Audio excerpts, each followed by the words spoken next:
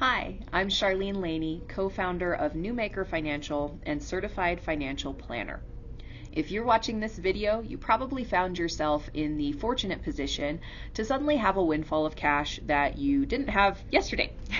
And while there is a ton of excitement associated with this for you, I have no doubt, you probably on the other side of the coin feel a certain level of anxiety around, well, how do I make sure that I don't screw this up? And while I wish I could give you a singular, universal answer for what you should do with the money, in reality, it's really going to depend on your particular financial circumstances now, as well as what your goals are for the future. And things like your age and your time to retirement also do make a huge difference too.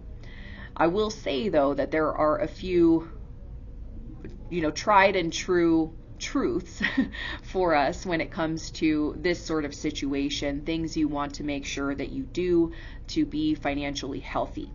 For most people with debt, that's going to mean that your best bet, more than likely, will be to pay off your debt completely, close out those debt accounts, and fully fund your emergency reserves so that you don't find yourself in a position to have to dip into lines of credit again in the future.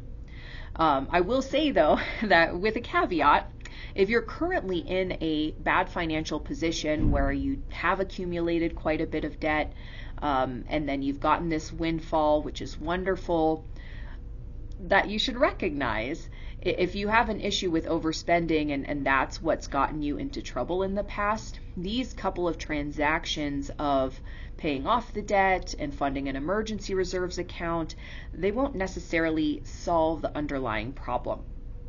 So yes, again, if you are regularly spending more than you take in monthly, there's likely something potentially on a deep psychological level going on for you that needs to be addressed. I'll give an example to dive deeper into the psychological realm here. Some of us grew up with a negative association to money, viewing wealthy people as corrupt, viewing their prosperity as somehow making them morally bankrupt, and as a result, we think to ourselves, and of course not on a conscious level, but on the subconscious level, that we don't want to be like that. So we do things to self-sabotage, such as overspending, not allowing ourselves to accumulate wealth over time, and thus shooting ourselves in the foot, right? And these are things that if it really is a deep-seated issue like this for you, they're well addressed with the help of a mental health professional, but I do also strongly encourage you to begin the conversation with a financial advisor who focuses on the impact of psychology on our finances like we do here at Newmaker. But to go back to the question, if you're wondering how to not mess up this opportunity that you have been granted with this sudden windfall, I would say let's ensure first the basics of your financial wellness are covered, such as number one, do you have a fully funded emergency reserve account? Number two, do you have debt to pay off? And then number three, and this is a bit of a bigger box to tick, but have you addressed your financial planning needs for the long term?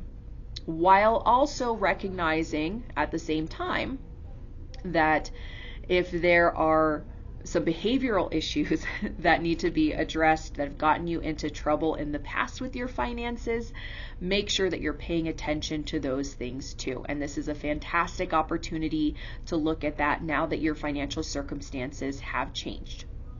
Okay, well, I hope that this has been helpful. Please let us know what else you'd like to hear about. And if you haven't yet, please like, share, and subscribe. See you next week.